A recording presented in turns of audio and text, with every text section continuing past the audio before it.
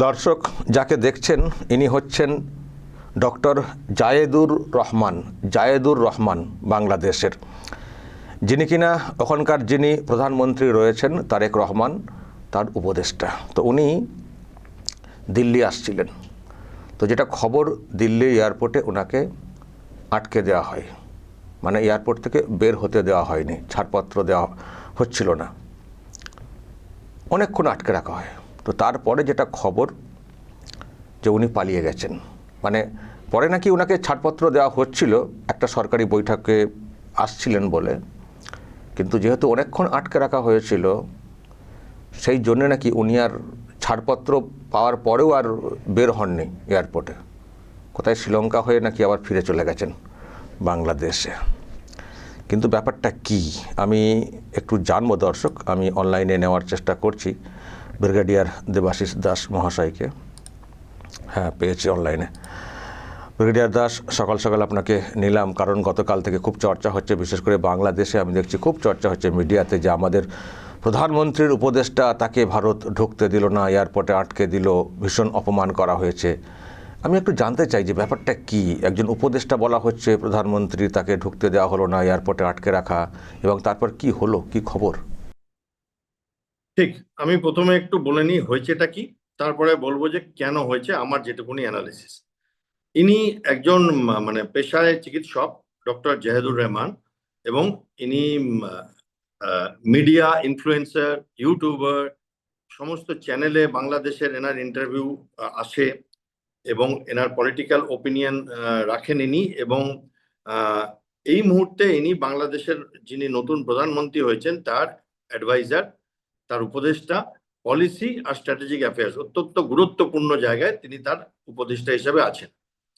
এইবার হয়েছেটা কি, একটা কনফারেন্স হয় ভারতবর্ষে দিল্লিতে, ইন্ডিয়ান ওশেন রিম অ্যাসোসিয়েশন, ইন্ডিয়ান ওশেনের আশেপাশে যতগুলো দেশ আছে সেই দেশগুলোর একটা মিটিং হয়, সেখানে নিজস্ব নানান রকম কথাবার্তা হয়, ভারতের চিন্তা ভাবনা তাদের বলা হয়, তাদের চিন্তা ভাবনা ভারত শোনে, এবং কোঅপারেশন, ইকোনমি, ডিফেন্স, স্ট্র্যাটেজিক এই সমস্ত ব্যাপারগুলো করা হয়।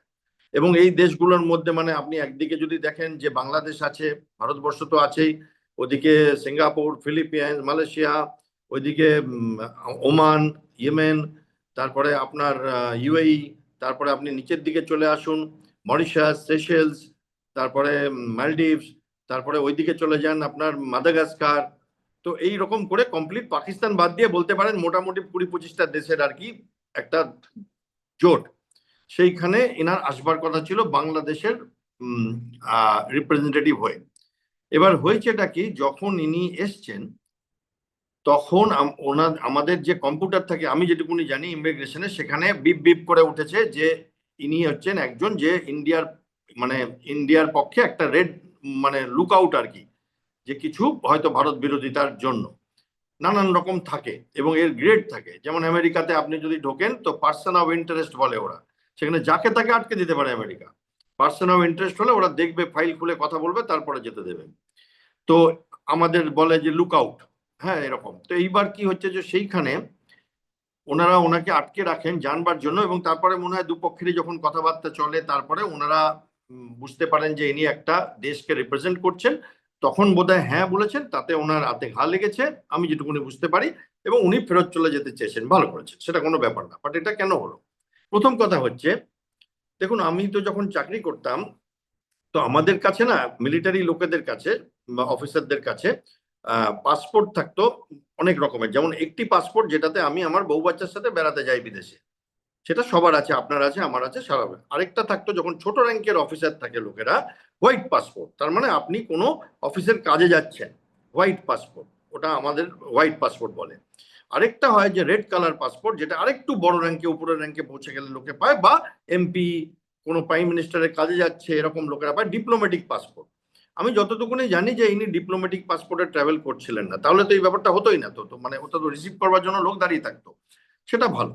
এবার যে হচ্ছে যে এইটা হচ্ছে ঘটনা, এবং উনি ফেরত চলে গেছেন। এই এবার এইটা কেন হলো, কারণ ওনার কিছু পুরনো রাজনৈতিক অবস্থান ভারত বিরোধী ছিল মনে হয়।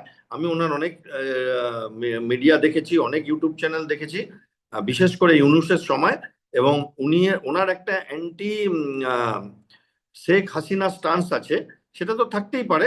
আমাদেরও আমরাও নিজস্ব, আপনি একজন এত বড় পশ্চিমবঙ্গের ইউটিউবের চ্যানেলের মালিক, আপনারও তো একটা স্টান্স আছে যে আপনি দেশ হয়ে কথা বলবেন, কার হয়ে কথা বলবেন, সবার থাকে, সেটা আমাদের অধিকার, ওনারও অধিকার। বাট সেই স্টান্সটা কোথাও একটা গিয়ে ভারত বিরোধিতায় থেমে যাচ্ছিল আর কি। এবং উনি কিন্তু ইউনূস গভর্নমেন্টেরও ইলেকশন রিফর্মস কমিশনের একজন মেম্বার ছিলেন, এবং অবভিয়াসলি ভারত বিরোধিতা করে বাংলাদেশে অনেক কিছু পাওয়া যায়। যত বেশি ভারতের গালি দেবে তো তত বেশি বড় পোস্ট পাওয়া যায়। তো সেইখানে কি হয়েছে যে ওনাকে এই পোস্টটা ওনার প্রাইম মিনিস্টার দিয়েছেন, নিশ্চয়ই উনি যোগ্য ব্যক্তি তাই দিয়েছেন, এবং এইখানেই গোলমালটা হয়। আমার মনে হয় গোলমালটা অনেকগুলো স্তরে হয়েছে, খালি ভারত করেনি। বাট ভারতের যে, আমার শুনে ভালো লাগছে যে ভারতের এখন একটা লিস্ট আছে, যে লিস্টে কম্পিউটারে বিপ বিপ হয়, না হলে যা হচ্ছিল, যে ইচ্ছে ঢুকছে, যারা গিয়ে আমেরিকাতে বা অন্যান্য দুনিয়াতে গিয়ে ভারতের মুখে থুতু মারতো, তাদেরকে দেখতাম যে অবাধে, আমি এনার নাম বলছি না, এনাকে আমি ওই ওই জায়গায় ঢোকাচ্ছি না, বাট আরো বড় বড় ভারত বিরোধী, তাদেরকে রেড কার্পেট ওয়েলকাম দেওয়া হতো। তারপরে আমরা দেখলাম কিছু বিদেশি দেশের প্রাইম মিনিস্টার কেউ ভারত একটু নরম গরম ট্রিটমেন্ট দিল। তারা এসছে, যেমন আমি নাম নিয়ে বলছি, কানাডা, জাস্টিন ট্রুডো এসেছিলেন, এদিক ওদিক ঘুরে বেড়ালেন, এটা ওটা করলেন, চলে গেলেন, কেউ একটা পাত্তা দেয়নি। যখন উনি প্রাইম মিনিস্টার ছিলেন তখন বোঝা গেল যে ভারত বিরোধিতা করলে আমরা একটু নরম গরম হবে, এবং আমাদের একটা লিস্ট তৈরি আছে। আরো কিছু লোকজন আছে যাদেরকে এয়ারপোর্ট থেকে রিসেন্টলি ফেরত পাঠিয়েছে, খালি এনাকে না।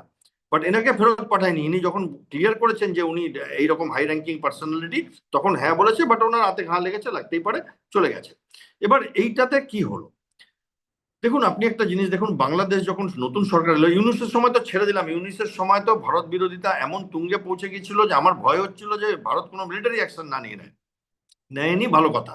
সেখানে তো তারা সেভেন সিস্টারকে বিক্রি করছিল। আপনার সাথে আমি কতগুলো শো করেছি তাদের এগেনস্টে, যে তারা বলছে কলকাতা চলে আসবে, যাদের কোনো আইডিয়া নেই যে মিলিটারি অপারেশন কিভাবে করা হয়। তারা বলছে 2 দিনে আমরা কলকাতা পৌঁছে যাব। আরে আমি আমি আমি আর একটা কথা বলি আপনাকে, এই ব্যক্তিগত আমি একটা বিষয় দেখছিলাম যে উনি এমনকি এই যে বাংলাদেশ তৈরিতে আপনাদের যে অবদান, মানে ভারতীয় সেনাবাহিনীর যে অবদান, সেটাকে অস্বীকার করে উনি বলতেন যে এটা ভারত তার স্বার্থে, নিজের স্বার্থে করেছে। মানে মানে এতটাই নিমকহারাম হলে বিষয়টা হয়। আমি দেখছিলাম এরকম মন্তব্য উনি, আমি কিছু সোশ্যাল মিডিয়ায় দেখছিলাম এইরকম পর্যন্ত করেছেন। ইনাকে একলা না, আমি তো সবসময় বলি, আমি যখন যাই পডকাস্টে বলি যে আমাদের বাঙালিদের, পশ্চিমবঙ্গটা বাঙালি রাজ্য, কিন্তু ভারতবর্ষটা বাঙালি দেশ না। এবার বাঙালিদের একটা আইডিয়া আছে, বাংলাদেশ মানেই খুব ভারত প্রেম, ইলিশ মাছ খাও, আসো আসো টাকার না, একেবারে না। ওরা আপনাকে ব্যবহার করে এখানকার হাসপাতালগুলো ব্যবহার করবার জন্য, বা একটু বাঙালিদের সাথে থাকবার জন্য, বাকি ওরা পছন্দ করে না। আমি জানি, সেটা আমি ব্যক্তিগতভাবে জানি, আমার ব্যক্তিগত এক্সপিরিয়েন্স আছে এবং দায়িত্ব নিয়ে বলছি। এবং সেখানে তারা মনে করে যোদ্ধারা ছাড়িয়েছিল, বা মানে পাকিস্তানকে ডিফিট করেছে। আমি তো এটা বুঝতে পারি না, তাহলে সইটা যখন করলেন জেনারেল জগজিৎ সিং অরোরা, পাকিস্তানের জেনারেল নিয়ে যে সই করছিল, আর 93,000 সৈনিক তাদের বেল্ট, জুতো এগুলো খুলে ওখানে পিস্তল গুলো মাটিতে লাগিয়ে রেখেছিল, তখন ভারতের আর্মি অফিসারদের কাছে কেন সই করছিল? তখন তো মুক্তিযোদ্ধাদের কাছে সই করাটা উচিত ছিল। বাট এটা এরা মানতে চায় না, একটা স্টেট অফ ডিনায়ালে আছে। আপনি যদি এখন বলেন না আমি আমার বাবা মাকে মানবো না, ওরা কিছু করেনি, আমি শফিকুল ইসলাম নিজের দমে আমি উঠেছি, তাহলে কি হবে? আপনি যদি না মানেন আমরা কি করব? যে বাবা মা জন্ম দিয়েছিল। তো সেই রকম ব্যাপারটা হয়ে গেছে এখানে। তো এইবার এইটা উনি একলা না, ওনার মতো প্রচুর ভারত বিরোধী শেয়াল আছে, এবং তারা এগুলো করে, ভারত বিরোধিতা করে, তারা এটা ওটা পায়, ভালো পায়, এবং তারা পরে আবার চুপ করে এসে চিকিৎসা করিয়ে নিয়ে যায়।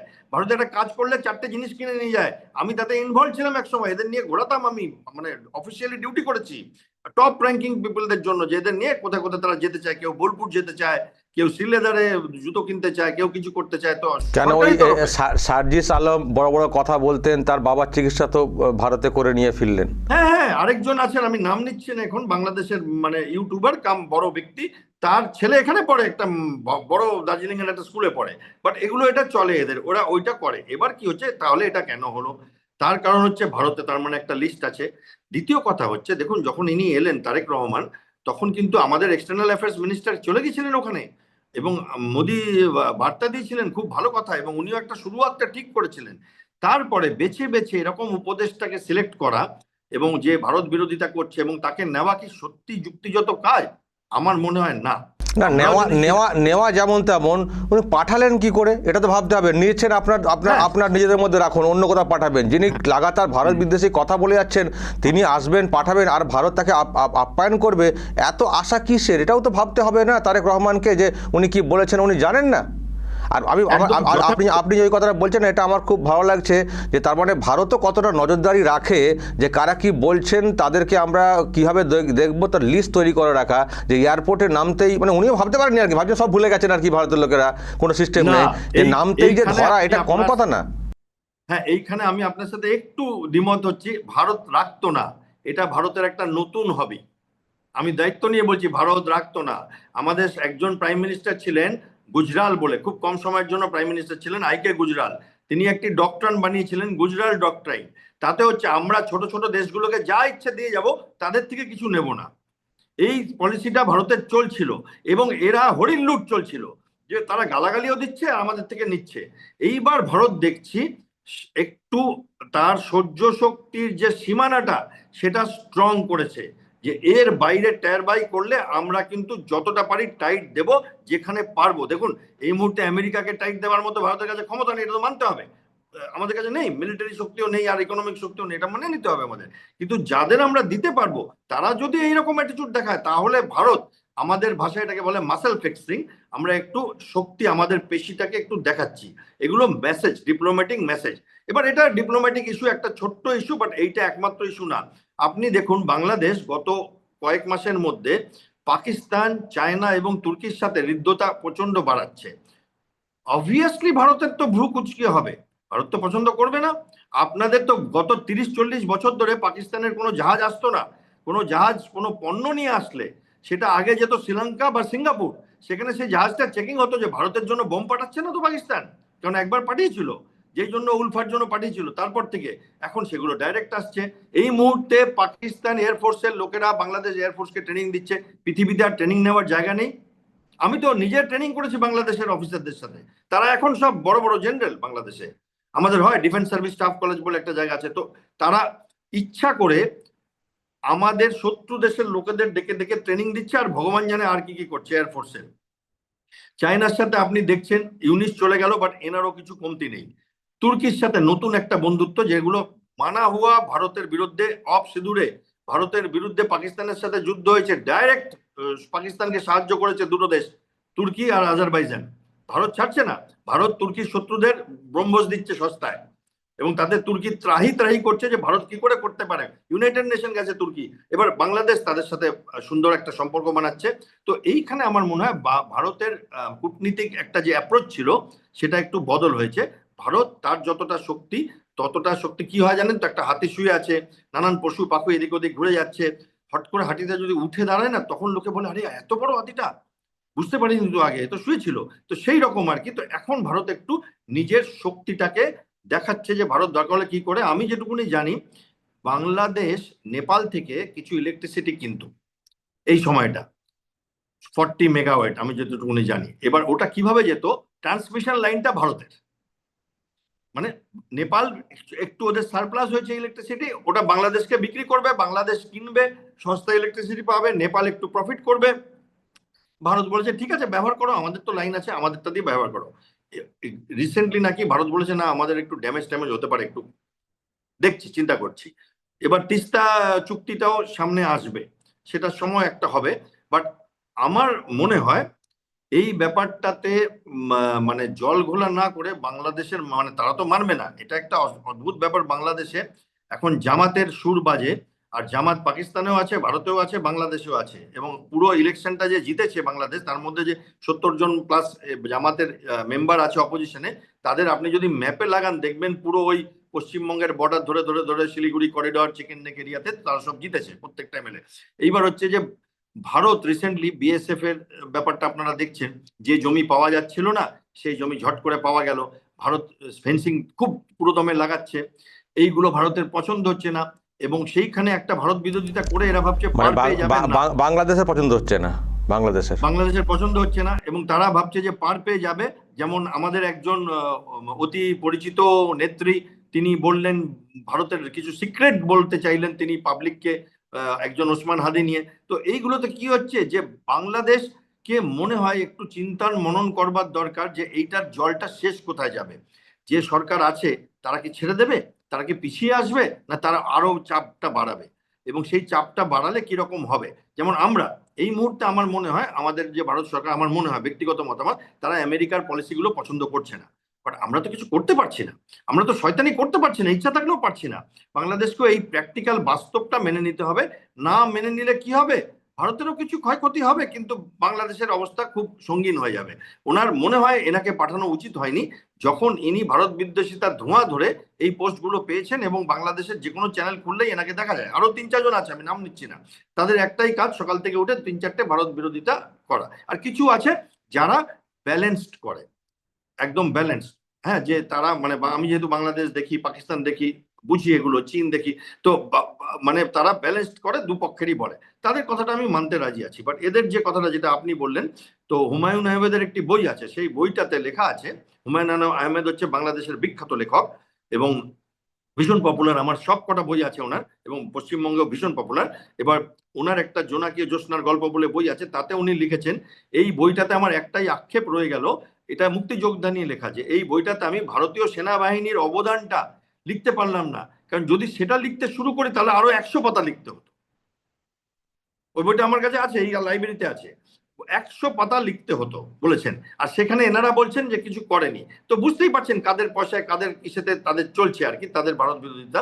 তো সেইখানে আমার মনে হয় ভারত এখন, আমাদের প্রধানমন্ত্রী, আমাদের এক্সটার্নাল অ্যাফেয়ার্স মিনিস্ট্রি, তারা একটা ঠিক করেছে যে আমরা লিস্ট বানাবো, আমরা তৈরি রাখবো, নজরে রাখবো, এবং আমরা খালি দিয়ে যাব, কিছু নেব না তা না, কিছু ভদ্র ব্যবহার রেসপেক্ট করব। আমি যদি কাউকে কিছু দিই, সে যদি হাত জোর করে নমস্কার না করে, একটা স্মাইল না দেয়, একটা আনন্দ প্রকাশ না করে, তাহলে তো সে দেওয়াটাই বৃথা আর কি। আমার মনে হয় সেই জায়গায় আমরা ঠিক করছি। বাট এটা ছোটখাটো একটা ডিপ্লোম্যাটিক ব্যাপার, বাট এর জের যদি গড়াতে চায়, তাহলে আলটিমেটলি ভারতের সঙ্গে বাংলাদেশেরও বহু বহু ক্ষয়ক্ষতি হবে। একেবারে ছোট ব্যাপার হলেও একটা বড় বার্তা যেন দেওয়ার চেষ্টা করলো ভারত। দেখা যাক কি করে বাংলাদেশ। ভালো থাকবেন, পরে আবারও যোগাযোগ করব। দর্শক শুনলেন ব্রিগেডিয়ার দেবাশিস দাস অনলাইনে ছিলেন। এই যে জায়েদুর রহমান অনেক বড় বড় কথা বলেন, হয়তো আপনারা অনেকে দেখে থাকতে পারেন সোশ্যাল মিডিয়াতে, কিন্তু সাহসটা ভাবুন তারেক রহমানের। আমাদের সরকার বলেছিল যে নতুন সরকারটা যেটা এসছে আমরা একসঙ্গে চলবো, একসঙ্গে কাজ করব, কিন্তু তার মানে এই না যা খুশি করবেন সেটা কি মানতে হবে। ভারত কি একেবারে কি পেয়েছেন ভারতকে? যাকে খুশি পাঠিয়ে দিলেন, সব ভারত সব ভুলে যাবে? যার মন মানসিকতা এইরকম তাকে পাঠাচ্ছেন, তার সঙ্গে বসে বৈঠক হবে, এই মাটিতে তাকে জায়গা দেওয়া হবে। যদি সত্যি সম্পর্ক মেনটেন করে চলতে হয়, তাহলে পলিসিগুলো ঠিক করতে হয়। আপনার পরামর্শদাতা আপনার ওখানে রাখুন, অন্য দেশে নিয়ে যান, পাকিস্তানে নিয়ে যাবেন, চীনে নিয়ে যাবেন। কিন্তু ভারতের বিরুদ্ধে যে কথা, মানে যিনি লাগাতার কথা বলে আসছেন, তাকে পাঠালেন কি